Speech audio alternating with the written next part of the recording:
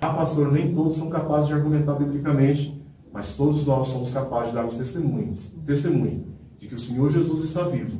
Todos nós estamos habilitados pelo Espírito Santo a, mesmo que não saibamos argumentar biblicamente com profundidade com algumas pessoas, todos nós somos capazes de pegar um panfleto evangelístico e colocar na mão de uma pessoa e incentivar que leia.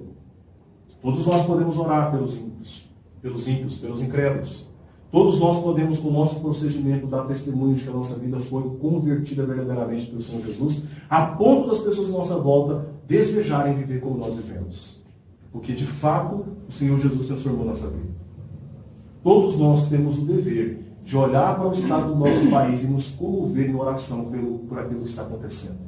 E pedir a Deus para que haja um verdadeiro arrependimento genuíno e nacional nesse país. Nós podemos. Com certeza. Né?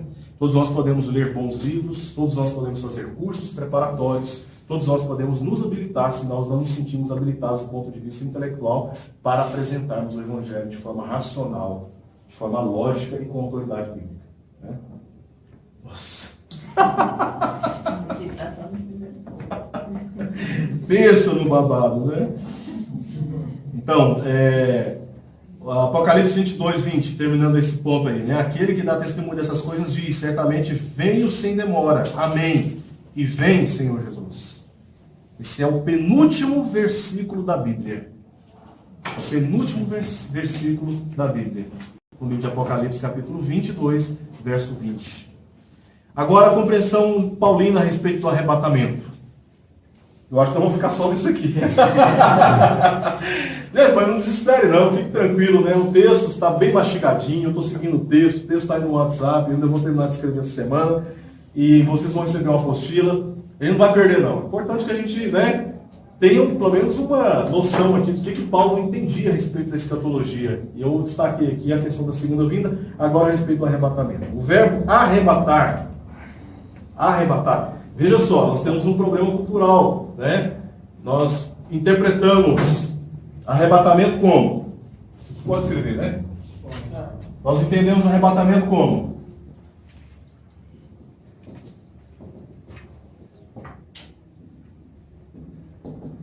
Não é assim? Não é subida? A gente praticamente, quando ouve falar arrebatamento, a ideia que nós temos é de subida. Essa palavra, arrebatamento, na língua grega, é rapasso. Possui apenas 3 ocorrências nas epístolas paulinas. 2 Coríntios, capítulo 12, verso 2 e verso 4. E em 1 Tessalonicenses, capítulo 4, verso 17. O texto que a nossa irmã Helenita, né, mencionou. 1 Tessalonicenses, capítulo 4, verso 17. São apenas essas 3 passagens nas epístolas paulinas que a palavra, esse verbo aparece. Sempre como verbo. 3 ocorrências. Tá? Essa palavra tem um significado principal. O significado dessa palavra é resgate. Tá? Você pode entender resgate na perspectiva de Cristo. Né? É Cristo quem está resgatando a igreja. Não é a igreja que está resgatando Cristo, que é o pensamento comum da palavra arrebatamento hoje. Né? A igreja está subindo para encontrar com Cristo. Mas, na verdade, a palavra arrebatamento ela tem outra dimensão, outra perspectiva. É a perspectiva de Cristo. É Cristo quem está vindo resgatar a igreja. Tá? A palavra arrebatamento. Muito bem. E essa palavra, ela se refere à consumação redentora dos eleitos por Cristo por ocasião do seu retorno. A consumação redentora dos eleitos. Deus começou uma obra em nós e Ele verá de completar. Quando Ele vai completar essa obra? Quando Cristo se manifestar. Tá? E aí, se você for uma pessoa assim, que gosta de pesquisar e tudo mais, você pega todas as referências à consumação dos tempos, a redenção dos eleitos, a transformação, a ressurreição, o juízo final. Você pega tudo e faz uma tabelinha e coloca assim em paralelos. Nós selecionamos uma tabelinha, onde a ideia que nós demos para a palavra arrebatamento é que a igreja está subindo. Mas arrebatamento está dentro de um contexto mais abrangente do Novo Testamento, onde me faz, pelo menos eu, né, me faz pensar nesse resgate, nesse aperfeiçoamento, nessa transformação que Cristo fará na ocasião da sua vinda. Né? Então, vamos lá. O tema do arrebatamento é objeto de inúmeras discussões teológicas quanto à sua situação cronológica, em que momento o arrebatamento vai acontecer, na perspectiva histórica a respeito das últimas coisas. E também quais são os detalhes desse arrebatamento. A igreja sobe para encontrar com Cristo, Cristo desce para se encontrar com a igreja, os dois nenhum sobe, nenhum desce, na verdade cada um faz uma parte, né? Fica aqui nos ares aqui, ó, Cristo e a igreja, né? Então a igreja nem sobe ao céu, nem Cristo desce à terra. Eles se encontram nos ares e vivem nos ares. Não é? Essa é a compreensão mais comum, gente. Tá? A ideia de que a igreja vai se encontrar com Cristo nos ares, eles vão ficar nos ares. Né? O que vai ser da terra? O que vai ser dos céus? A gente nem gosta de pensar nessas coisas. Dentro dessa perspectiva. Né?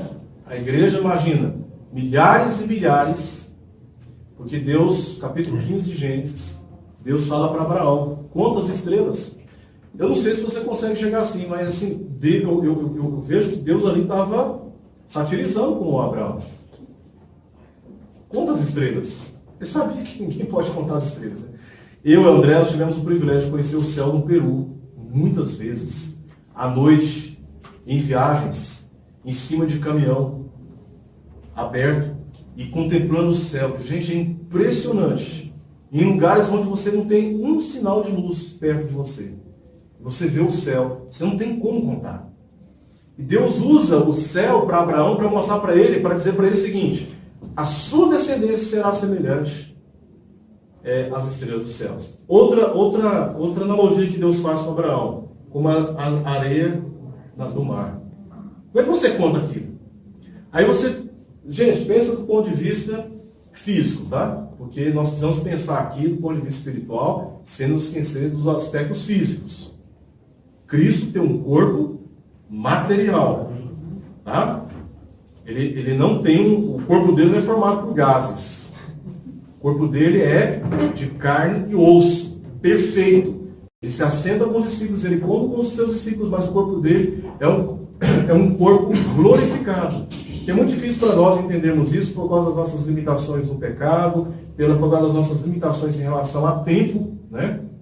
Mas o corpo de Jesus é físico e ao mesmo tempo é espiritual. Ele sobe diante dos olhos dos discípulos da Galileia e os anjos falam para eles: olha, assim como vocês estão vendo ele subir, ele também descerá. Os anjos estão falando: do que vocês estão vendo ele subir, vocês também vão subir para se encontrar com ele. Está falando, ele vai descer. Né? Jesus tem um corpo físico. Agora você pensa em Cristo e nos milhares que nós não podemos contar, somos incapazes de contar, todos vivendo nos ares com Cristo. Né? E aí nós nos esquecemos dos aspectos físicos e nos esquecemos também da criação que Deus fez, que não tem plano de ser extinta. Pelo contrário, de ser restaurada, segundo aquilo que João, inspirado pelo Espírito Santo, nos revelou. Né?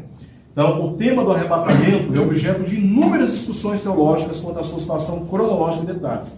O entendimento que predomina na igreja evangélica é que Cristo resgatará a igreja do mundo de modo secreto, invisível. Aí nós temos Tim LaHaye com Deixados para Trás, né, que influenciou o pensamento teológico da igreja.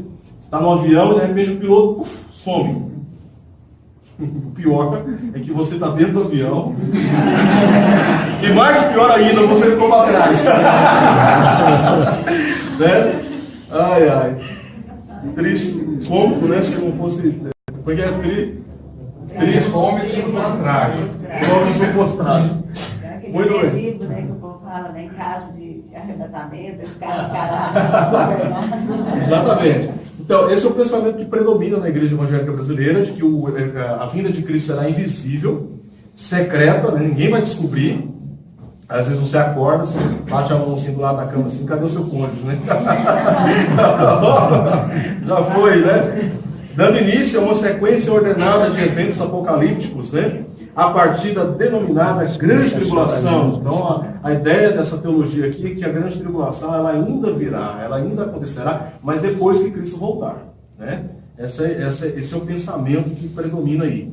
Essa teologia é descrita como dispensacionalismo e não a reconhecemos como confiadamente fundamentada nas Escrituras. Paulo não diz que o arrebatamento será secreto. Princípio de eventos que sucederão 7 anos de intensas tribulações antes dos 1000 anos de reinado de Cristo na terra, desassociado da segunda e última vinda de Jesus, do juízo final, da ressurreição dos mortos, da glorificação e do gozo eterno dos eleitos. Em 1 Coríntios capítulo 15, versos 51 e 52, e em Tessalonicenses capítulo 4, 16 e 17, lemos que Paulo ensinou exatamente o contrário do que ensinam os dispensacionalistas. Ele ensinou que Cristo descerá dos céus, não que a igreja subirá. Vamos ler um desses textos aí. 1 Tessalonicenses capítulo 4. Então, aqui fala que vai se encontrar nas nuvens. Isso, vamos chegar lá. Vamos lá, 1 Tessalonicenses capítulo 4. Versos 16 e verso 17. Porquanto o Senhor mesmo, dada a sua palavra de ordem, ouvida a voz do arcanjo e ressoada a trombeta de Deus. Só um minutinho. Paulo deixou claro que a vinda de Jesus não será secreta. Pelo contrário. Pelo contrário, cara. Pelo contrário. Todo olho verá, diz o apóstolo Paulo. Todo joelho se dobrará. Como pode ser um evento secreto? Da onde que vem esse pensamento, gente? É comum no meio das afirmações ser uma análise crítica, hermenêutica correta do texto bíblico. O texto bíblico é um texto que requer muita seriedade ao lidar com ele e conhecimento de ferramentas de interpretação. Então, se você pega o texto, interpreta do seu jeito e fala e encanta o ouvido de quem ouve, aquele que gostou já está repercutindo para outros ambientes. E aí, de repente, começa a surgir essas coisas, né? A vinda de Cristo será secreta. Puf, todo mundo vai desaparecer. Cristo já veio. Ué, eu não percebi, não. Né? Já sumiu. Mas não, a vinda de Cristo será um evento público. Os anjos, os animais, a criação, todos os homens serão testemunhas. Basta ler o que está escrito em Apocalipse capítulo 4. Quando aquelas criaturas, representando toda a criação de Deus, estiver aos pés do Senhor, aos pés daquele que está sentado no trono. Não será um evento secreto, sutil, invisível. Tá? Continua a leitura do texto para você ver. E ressoada a trombeta de Deus, descerá dos céus, e os mortos em Cristo ressuscitarão primeiro.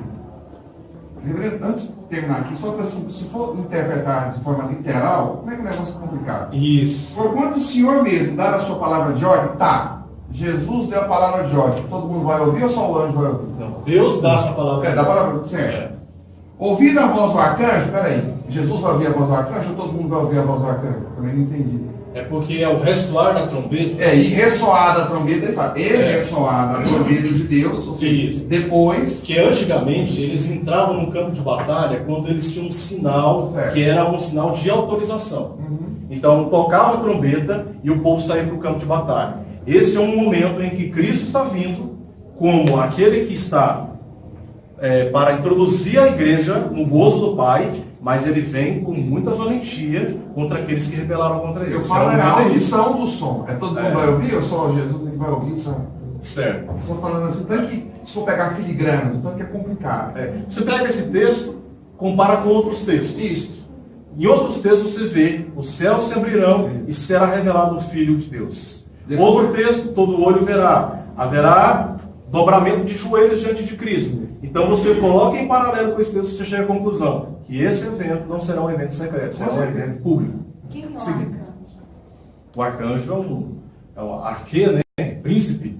É dentro da hierarquia angelical, um anjo que ocupa uma posição elevada em relação aos demais. Eles, é como se fosse um grande general no reino de Deus, e ele recebe então uma autorização, porque Apocalipse diz que Cristo virá junto com a igreja e também com miríades de anjos. Então há uma ressoar de trombeta dizendo: chegou o momento Ele recebeu a ordem do Pai, chegou o momento da vinda de Cristo. Foi mencionado, inclusive, hoje que o próprio Filho, na condição humana, não ousou dizer quando seria a sua vinda, porque isso cabia ao Pai decidir. Então, o Pai, ele dá a palavra de ordem, o arcanjo, então, ele toca a trombeta, e aí vem Cristo com a igreja, que já partiu, né, os santos que partiram, junto com os anjos, os céus se abrem e é revelada a glória e a majestade do Filho de Deus, e agora todos são tomados por um profundo temor, porque chegou o momento de serem apresentados diante de Cristo. Não pode ser um evento secreto, não pode ser uma coisa invisível, não pode ser uma coisa assim, está totalmente fora de ordem. Agora vamos para o verso 17, o polêmico. Depois, nós, os vivos, os que ficarmos, seremos arrebatados juntamente com eles, entre nuvens, para o encontro do Senhor dos ares. Estaremos para sempre com o Senhor.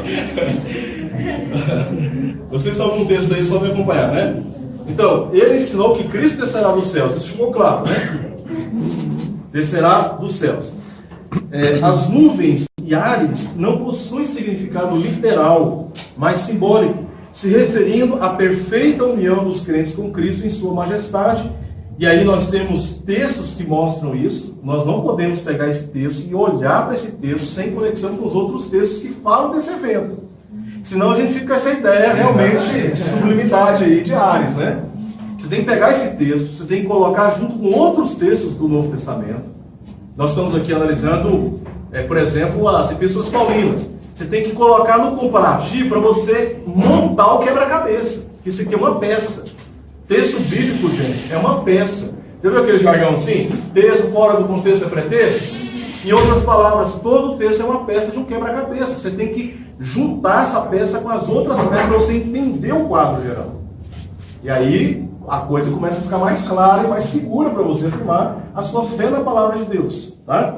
Então, nós temos alguns textos, por exemplo, se referindo à perfeita união dos crentes com Cristo em sua majestade. João capítulo 14, versos 2 a 3. João capítulo 17, verso 21 ao verso 23. Quando Cristo voltar, haverá uma união da igreja com Cristo. Nós somos salvos, mas nós estamos ainda corrompidos pelo pecado. Mas na vinda de Cristo, a presença do pecado em nós será extinta, não haverá mais presença. E nesse momento nós estaremos unidos com Cristo no estado em que ele se encontra de glorificação. Nesse sentido, nós nos encontramos com Cristo, ou seja, nós nos assemelhamos com Cristo. Vamos lá. E esse também se refere à separação dos santos dos incrédulos. Nós lemos várias passagens na Escritura que mostram que essa ocasião será uma ocasião em que, do ponto de vista vertical, a igreja, ela se encontra com Cristo nos ares. Tá? Esse texto, por exemplo, mostra a perspectiva vertical. Do ponto de vista horizontal, nós temos, deixa eu terminar aqui, igreja. Do ponto de vista vertical, nós temos os céus e a terra. Né? Não é isso que a ideia de 1 Tessalonicenses? Mas nós temos outros textos que mostram, falando da mesma ocasião, da mesma experiência, com a perspectiva horizontal. Quando ele define quem deve ficar à sua direita, contrário, né? Esquerda e aqui, direita. Né? Nós temos textos, por exemplo, nós temos Salmo, capítulo 1, verso 5 a verso 6, a separação de caminhos do justo e dos ímpios. Nós temos Mateus capítulo 24, 40 a 42. Vamos abrir esse texto, senão vamos encerrar com ele, com esse assunto aqui. Veja, Mateus capítulo 24. Mateus capítulo 24. Verso 40 a verso 42. Eu estou lendo aqui na Revista e Atualizada. É tanta versão hoje de Eu acho que a solução para nós é começarmos a... Quando eu assumir a igreja a partir de agosto, eu vou fazer uma proposta no culto. Nós lemos a Bíblia no grego. O que vocês acham? Não dá dúvida, né? Não dá dúvida, porque é Tem a base. tanta versão que é difícil de acompanhar hoje em dia os Deixa eu textos. acompanhar, ensinar o grego para nós. Aí eu tenho condição de ensinar o grego. Não. Eu estudo mais o grego, analiso mais instrumentalmente, né? Assim, para ensinar com profundidade. Embora eu tenha estudado tanto, né? E ainda estudo um pouco ainda de grego, mas para ensinar eu não sou capaz. Vamos lá. Mateus capítulo 24, versos 40 até o verso 42. Então 2 estarão no campo, um será tomado e deixado outro. Gente, coloca esse aqui em paralelo com 1 Tessalonicenses. O que vai acontecer? Separação de santos e ímpios. Você entendeu? Estão entendendo o raciocínio? O joio, o trigo, né? Aí se nós olharmos só 1 Tessalonicenses, nós vamos ficar com a ideia de que a igreja vai se encontrar com Cristo nos ares e vão ficar ali, ó. Mas o que está, na verdade, dentro do que nós temos um pensamento divino que rege todos os autores. Nós cremos que a Escritura é inspirada por Deus. Existe uma mente que controlou todo o processo de inspiração. Paulo não está contradizendo Mateus não está contradizendo o apóstolo Paulo. Eles, na verdade, estão mostrando perspectivas amplas de visão sobre o mesmo evento. Vamos lá. Até o 42, né? Eu li 40.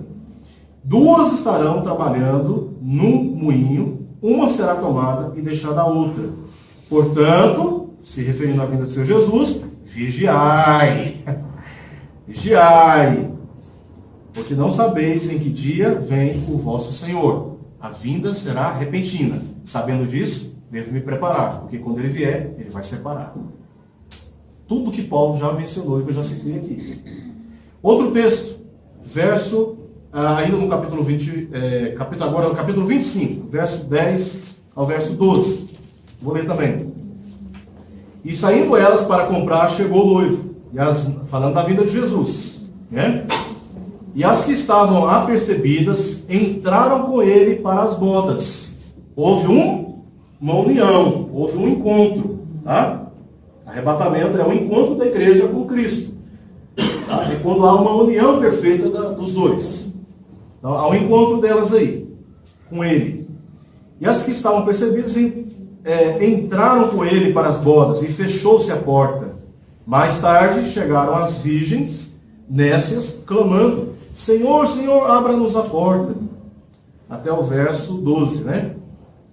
Mas ele respondeu: em verdade vos digo que não vos conheço. Ele conhece as prudentes, as que não.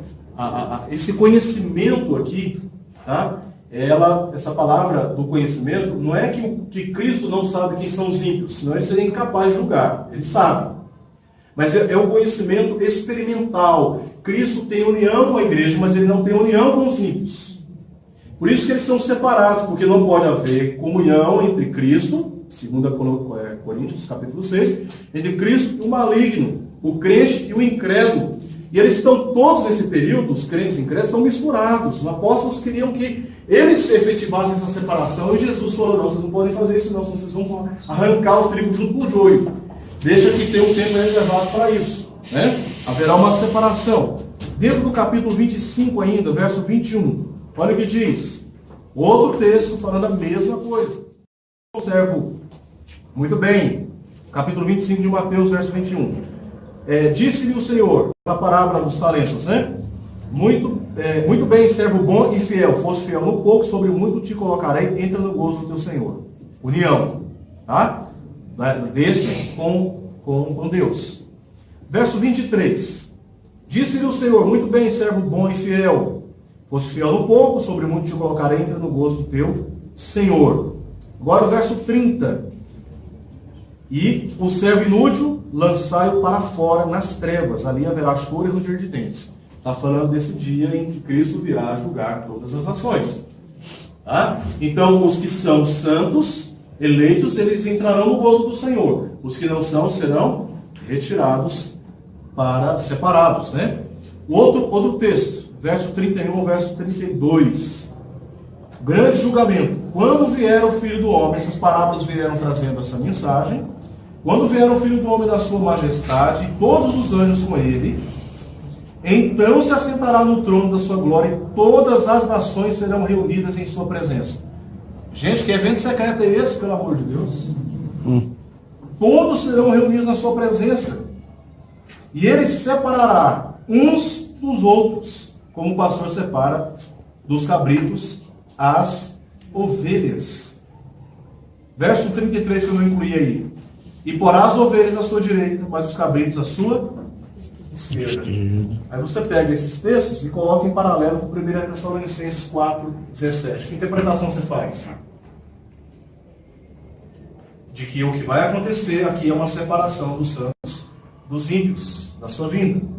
O que vai acontecer aqui é um juízo divino que vai consumar, por um lado, o aperfeiçoamento da igreja, a fim de ser apresentada, ou seja, ela se unir a Cristo, santa, pura e irrepreensível, e o destino dos ímpios para um lugar de sofrimentos eternos. Estamos terminando.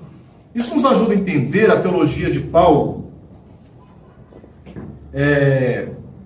de que o arrebatamento não será secreto e parcial, também que os demais eventos ocorrerão no mesmo dia do retorno de Cristo, porque o dispensacionalismo ele ensina o quê? Que a vinda de Cristo, e aí é um exercício, né, de criatividade muito forte, porque o dispensacionalista ele não pode dizer que a vinda de Cristo ao mundo são 3. São apenas 2, porque a Escritura é muito clara a respeito disso. Ele veio pela primeira vez na sua encarnação, certo? Encarnação. E segundo os anjos, ele voltará uma segunda vez, a sua vinda, né?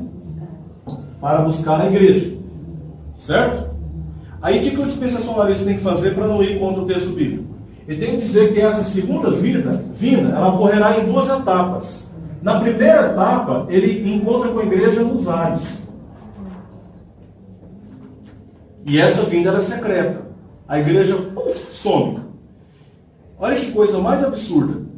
Uma parte de uma igreja que pelos seus méritos não alcançou o merecimento, né?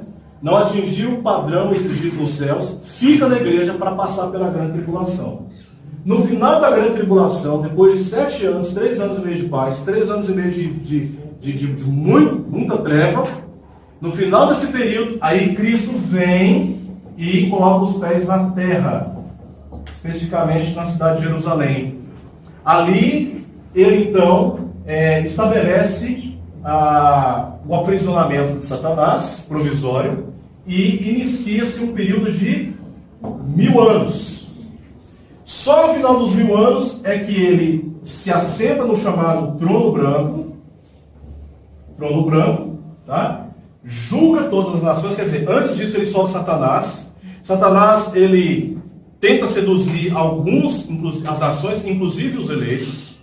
Aí ele é aprisionado novamente. Há aquela batalha no vale do Armagedon, entre o reino de Deus, como se Satanás tivesse em condições de medir forças, com o próprio Deus, o Criador.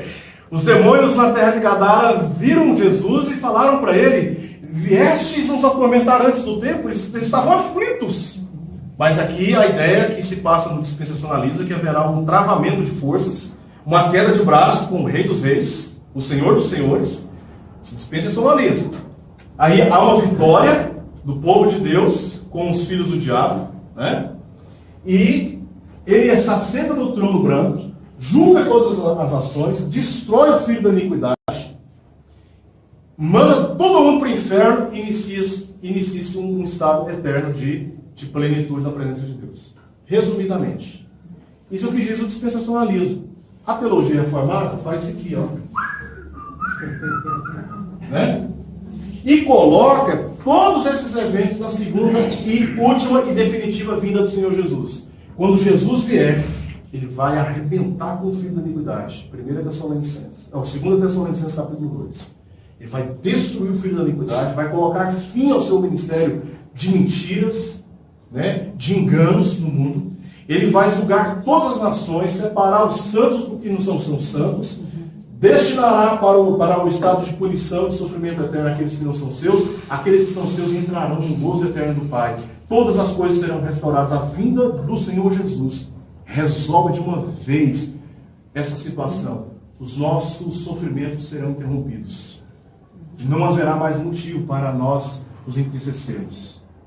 Toda agonia, toda ansiedade, todo pânico, todo medo de não pagar a dívida, vai acabar tudo, gente. Sim. Isso que já fala, que nenhuma condenação. Para aqueles que estão em Cristo Jesus. Né?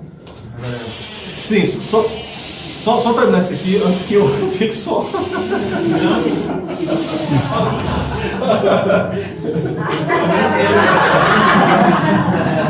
Vamos lá. Então, ele não será secreto e parcial, também que os demais eventos ocorrerão no mesmo dia do retorno de Cristo. Sua compreensão se encontra em harmonia com outros autores do Novo Testamento. E eu coloquei aqui vários textos mostrando tudo isso que eu estou dizendo. Mateus 24, 29 a 31, João 6, 39 a 40, 44, 54, 11, 24, 12, 48, Apocalipse 1, 7 e Apocalipse 6, de 12 a 17. Depois, vocês estão com o texto, vocês poderiam conferir em casa. Esse arrebatamento, portanto, será uma manifestação pública da glória de Cristo com a igreja. 1 Tessalonicenses 3,13. No mesmo dia, o iníquo será destruído. 2 Tessalonicenses capítulo 2, verso 7 ao verso 8.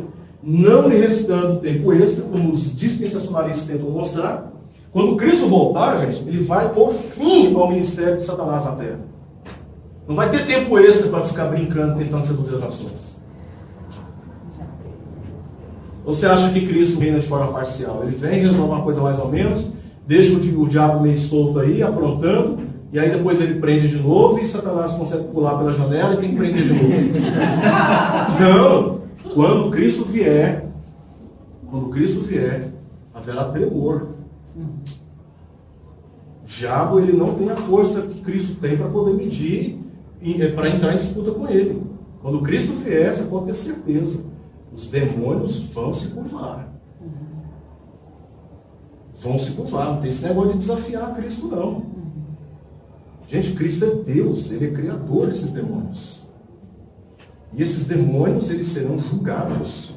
Aquela ideia, né, de Satanás no inferno com o tridente espetando as almas.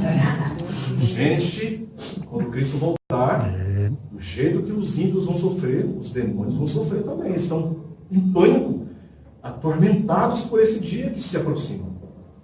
Tá? Então não tem essa história não. Cristo, ele é rei, ele é Senhor, é soberano. Então, não lhe restando tempo extra na suposta grande tribulação para continuar operando sinais e prodígios da mentira, segundo Tessalonicenses 2, 9 a 10. O arrebatamento é a ocasião em que os crentes serão aperfeiçoados. Aquela boa obra que Paulo fala lá em Filipenses 2, versos 12 e 13. A boa obra que ele começou em nós, ele haverá de completar. Nós seremos aperfeiçoados, glorificados. Paulo fala isso lá em Romanos capítulo 8, verso 30. Os que Deus de antemão predestinou, Ele chamou. Os que Ele chamou, Ele justificou. O que Ele justificou, Ele glorificou. A vinda do Senhor Jesus será uma ocasião em que a igreja será glorificada, a ser apresentada, como Paulo fala em Efésios capítulo 5, né?